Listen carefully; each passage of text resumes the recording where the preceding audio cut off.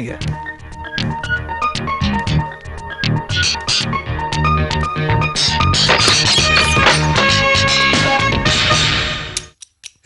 என்னது? உங்ககிட்ட கொஞ்சம் பேசணும். என்ன பேச போற? சொல்றேன். மிஸ்டர் திவாகரன், நான் கடலுக்கு போனதில்ல, மீன் பிடிச்சதில்ல, கடல்னா என்ன வளனா என்னன்னு எனக்கு தெரியாதுன்னு நீங்க சொன்னதை நான் கேட்டேன். கரெக்ட் தான். உங்களை மாதிரி பரம்பரையா தொழில் செய்யறவரோட மகன் இல்லனா, ஒரு நாயர் குடும்பத்துல பிறந்தவனா, அதுக்கு பொறப்பால பெரிய ஜாதியை சேர்ந்தவனா இருந்தாலும் நான் எல்லாரும் ஒண்ணுன்னு நினைக்கிறவன். சொந்த ஜாதிக்காரனை எதிர்த்து புரியலையே. தனி ஒரு மனிதனுக்கு உணவில்லை என்றால் ஜெகத்தினை அழித்துடணும்னு அன்னைக்கு மகாகவி பாரதியார் பாடினாரு. எல்லாரும் சமோன்னு நினைக்கிற ஒரு கட்சியில தான் நான் வேலை பார்த்துக்கிட்டு இருக்கேன்.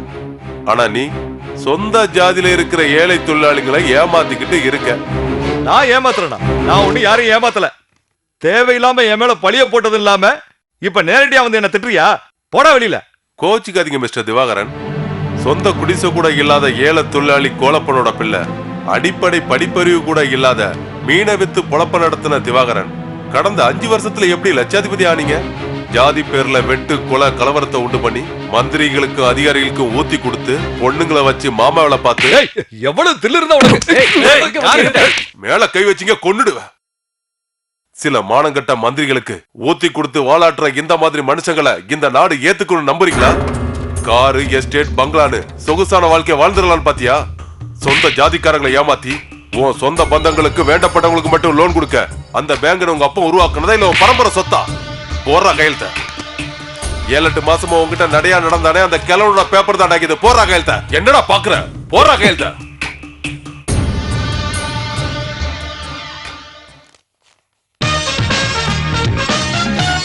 தொழிலாளர் வர்க்கம் வாழ்க வாழ்க வாழ்க. அண்ணன் சிவதாஸ் வாழ்க வாழ்க வாழ்க வாழ்க. நரேந்திரன், நீங்க சொல்றது அவ்வளவு ஈஸியான விஷயம் இல்ல. இந்த வருஷம் ஸ்டீமரை விடக்கூடாதுன்னு கவர்மெண்ட் சொல்லி இருக்கு. அதுக்காக லட்சக்கணக்கில் பணத்தை போட்டு நான் வாங்கின போட்ல ஆங்கர்ல போட்டா எனக்கு வர நஷ்டத்தெல்லாம் யாரு ஏத்துக்கிறது? உங்களுக்கு தெரியாதது ஒண்ணும் இல்ல. என் போட் கடல்ல போறது வெறும் மீன் பிடிக்கிறதுக்கு மட்டும் இல்ல, மத்த பிசினஸும் அதுல நடக்குது இல்ல. அதுல வர லாபத்துல ஒரு பங்கு உங்களுக்கு வருது இல்ல. இப்ப இந்த மாதிரி எல்லாம் பேசுனீங்க நரேந்திரன். இத பார், உனக்கு உதவுறதுக்கு எனக்கு விருப்பம் இல்லாம இல்ல. ஸ்டீமரை நிறுத்தலன்னா அந்த ஊர்ல இருக்கிற எல்லாரும் நமக்கு எதிரி ஆயிடுவாங்க. தொழிலாளர்கள் எல்லாம் போராட்டம் பண்ணுவாங்க. ஏன் ஜாதிக்காரங்க எதுக்க மாட்டாங்க? மத்தவங்கன்னா யாரு? கிறிஸ்டியன்ஸ், அப்புறம் இடதுசாரி அந்த ஐடிசி காரங்க. அவங்களை அடக்கிறதுக்கு என் போட்ல இருக்கிற ஆளுங்களே போதும். ஏதோ பிரச்சனை வரக்கூடாதுன்னு தான் போலீஸ் ப்ரொடெக்ஷனே கேட்டேன். எல்லாருமா சேர்ந்து ஏன் இப்படி குழப்பறீங்க? என் பதவிக்கே ஆபத்து வந்துரு போல இருக்க. ஐயோ தலைவரே, எங்களால எந்த பிரச்சனையும் உங்களுக்கு வராது. வரவும் விட மாட்டோம். எல்லா விஷயத்துக்கும் நாங்க கூட இருப்போம், பாத்துக்கிறோம்னு சொல்லிட்டோம்ல. போலீஸ் ப்ரொடெக்ஷன் கொடுங்க தலைவரே. கொடுங்க தலைவரே. சரி சரி. ஓட் எம்ப்ளாயிஸ் யூனியன் வாழ்க வாழ்க. ஓட் எம்ப்ளாயிஸ் யூனியன் வாழ்க. முதலாளி வர்க்கமே யோசித்துக்கொள். முதலாளி வர்க்கமே யோசித்துக்கொள். நாங்கள் அனைவரும் ஒன்று. நாங்கள் அனைவரும் ஒன்று. அடிக்காதே அடிக்காதே ஏழையின் வயிற்றில் அடிக்காதே. அடிக்காதே அடிக்காதே ஏழையின் வயிற்றில் அடிக்காதே. ரவுடிகள் வேண்டாம், குண்டர்கள் வேண்டாம். ரவுடிகள் வேண்டாம். சார், இங்க நிலைமை ரொம்ப மோசமாகிட்டே இருக்கு. ஓட்டு பெறறதுக்கு ஊர்க்காரங்க யாரும் ஒத்துக்க மாட்டேங்கிறாங்க. அடிச்சு விரட்டியா எல்லாத்தையும்? அதுக்காக தானே உன்னை அனுப்புனேன். அடிக்காதே. லத்தி சார்ஜ் இல்ல சார். குண்டு போட்டா கூட அவங்க நகர மாட்டாங்க சார். சரி, இப்ப இருக்கிற நிலைமையை பார்த்தா ஓட்ட கடலுக்குள்ள விடாம இருக்கிறது நல்லதுன்னு தோணுது. சரி சரி, என்னத்தையோ பண்ணுங்க. தொழிலாளர் ஒற்றுமை ஓங்க. முதலாளி ஒழிங்க. தொழிலாளர் ஒற்றுமை ஓங்க. நிறுத்தியா. இறங்கி வாங்க முதலாளி. இறங்கி வாங்க. இறங்கி வாங்க சார். தொழிலாளி வயித்துல அடிச்சிட்டு எப்படி போட்டு இறக்குறீங்கன்னு பாக்குறேன். வாங்க முதலாளி.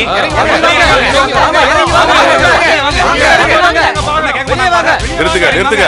அமைதியா இருங்க. கொஞ்ச நேரம் சும்மா இருங்க. பொறுமையா இருங்க. கொஞ்சம் இறங்குறீங்களா? அரசாங்கம் உங்க பின்னாடியே இருக்கலாம், போலீஸ் நீங்க சொன்னபடிலாம் கேட்கலாம். அதுக்காக இந்த மக்களை சாதாரணமா இட போட்டுறாதீங்க. மிஸ்டர் சிவதாசன், ஆழ்கடல்ல போய் வலை போட்டு லட்சக்கணக்கில் சம்பாதிக்கிற முதலாளிக்கு நாட்டு படகுல போய் கொஞ்சமா சம்பாதிக்கிற தொழிலாளியோட நிலைமை தெரியாது. இந்த வருஷத்தோட இந்த பிரச்சனையை விட்டுடுங்க. அவங்க பட்டினிக்கு ஒரு முடிவு கட்டுங்க. இது எங்களுடைய வேண்டுகோள். ஐயோ ஃபாதர், நீங்க கூட என்ன தப்பா நடிச்சு பேசுறீங்களே. நாட்டு படகுக்காரங்க மாதிரி போட்ல போய் மீன் பிடிக்கிறதும் ஒரு தொழில் தானே. இவங்களோட யூனியன் தலைவர் சொன்னதுனால தான் நான் என் போட்டை எடுத்தேன். ஊர் மக்களான உங்களுக்கு இதுல விருப்பம் இல்லைன்னா வேண்டாம், நான் என் போட்டை இறக்கவே இல்லை. போதுமா? மீனவ தொழிலாளர் வர்க்கம் வாழ்க. மீனவ தொழிலாளர் வர்க்கம் வாழ்க. மீனவ தொழிலாளர் வர்க்கம் வாழ்க. நரேந்திரன் முதலாளி, இது உங்களுக்கு மட்டும் இல்ல, இந்த அவமானம் நம்ம எல்லாத்துக்கும் சேர்த்துதான். இந்த பிரச்சனையை பத்தி ஒரு கம்ப்ளைண்ட் எழுதி கொடுத்திருந்தீங்கன்னா சிவதாஸ் எங்க இருந்தாலும் அவனை தேடி கண்டுபிடிச்சு கையும் காலையும் உடைச்சு போட்டிருப்பேன். இப்ப பேசியா, ஏத்துக்கிட்ட எல்லாம் கிளம்பி போ. நமக்கு நம்ம ஆளுங்களே போதும், அவங்க தான் இந்த வேலைக்கு சரியானவங்க. இவனை இப்படியே விடக்கூடாது. திவாகரன், ஆளுங்களை விட்டு அடிக்கிறதுல எனக்கு உடன்பாடு இல்ல. நேரடியாவே அவனை எதிர்க்கணும். அதான் போலீஸ் நம்ம பக்கம் இருக்காங்களே. நான் இப்பவே சிஎம்க்கு ஃபோன் பண்ணி சொல்றேன். அவனை கஸ்டடியில எடுத்து கையையும் காலையும் உடைச்சு அனுப்பிடலாம். யாரா இங்க சிவதாஸ்? என்ன சார் பிரச்சனை? ஏன் பிரச்சனை என்னன்னு சொன்னதா சொல்லுவியா? நாங்கெல்லாம் பிரச்சனை இருந்தா தான் தோழரை தேடுவோம். டென்ஷன் ஆகாதீங்க சார், விஷயத்தை சொல்லுங்க. ஏதாவது பிரச்சனைனா சிவானிட்ட சொல்லி பிரச்சனை தீர்த்து வைக்கிறோம். எல்லா பிரச்சனையும் தீர்க்கிறதுக்கு அவன் என்ன கடவுளா? கேள்வியும் பதிலையும் நீங்களே சொல்லிட்டு எப்படி? நாங்களும் ஏதாவது சொல்ல வேண்டாமா? நீ என்ன நக்கனா? போலீஸ பார்த்தா உனக்கு என்ன விளையாட்டு பொம்மையா தெரியுதா? இந்த ஊர்ல எத்தனை தோழர்கள் இறந்து போயிருக்காங்கன்னு உங்க எல்லாருக்கும் நல்லா தெரியல. அந்த சிவதாஸுக்கு இப்படி ஒரு நிலைமை வரத்தான் போகுது. அதுக்கெல்லாம் அந்த ஆண்டவனே இறங்கி வரணும் சார்.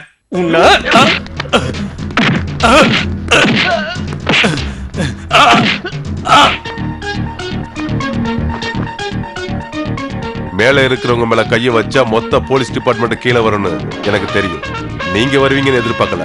தப்பு பண்ணாதீங்க. எனக்கு பாடம் நடத்தாம ஜீப்ல ஏறா. ரொம்ப விசுவாசமா இருக்காதீங்க. தொப்பிக்கு கொஞ்சம் மரியாதை கொடுங்க. வேண்டாம், இந்த இடத்துல எந்த பிரச்சனையும் வேண்டாம். நீங்க போயிடுங்க. இந்த போலீஸ் ஆபீசர் சரத்துங்க இருந்து போனோம்னா தோழர் சிவதாசியம் கூட வரணும். கிளம்பு, கிளம்புடா.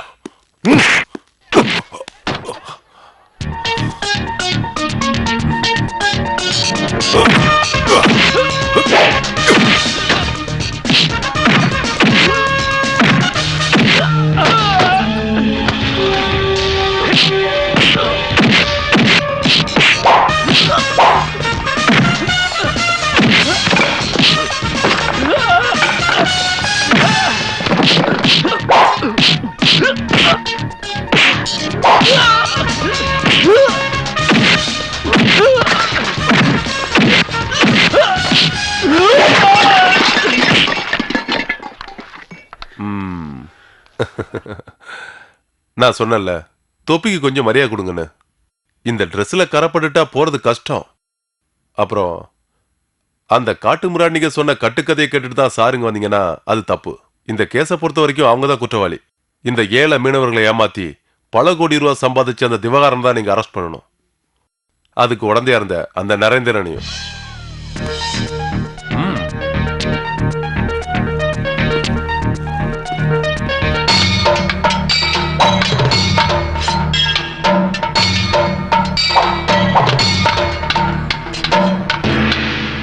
நீங்க அலட்சியமா இருந்ததுனால தான் என்ன இந்த இடத்துக்கு வர சொல்லியிருக்காங்க.